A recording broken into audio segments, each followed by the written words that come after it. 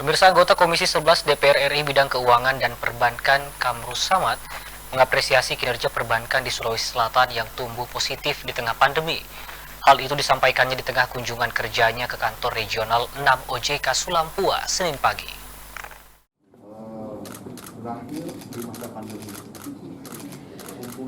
Di hadapan pimpinan bank milik negara atau Himbara dalam rangkaian kunjungan kerjanya ke Sulsel, Kamrus Samad menyebut kinerja perbankan di Sulsel cukup membanggakan di tengah ketidakpastian ekonomi global akibat pandemi COVID-19. Dengan capaian itu, ia mendorong percepatan pemulihan ekonomi dari sisi fungsi intermediasi perbankan, menggerakkan sektor real melalui dukungan fasilitas pembiayaan perbankan, baik komersial maupun penyerapan kredit usaha rakyat dan pembiayaan korporasi. Kamrus Samad menegaskan, Komisi 11 bersama Kementerian Keuangan, Bank Indonesia, dan OJK kini mengkonsentrasikan realisasi dana PEN. Khusus Sulsel sendiri, realisasi penyerapan dana PEN sudah di atas 70% dan optimis bisa sepenuhnya terserap di kuartal kedua.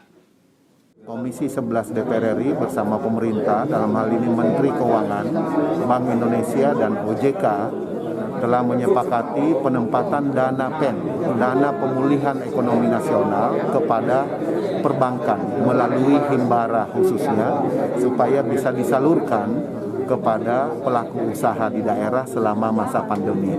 Dan alhamdulillah hari ini kita mendapatkan update dari penyerapan dana PEN di wilayah Sulawesi, Maluku, dan Papua terus mengalami peningkatan yang cukup signifikan.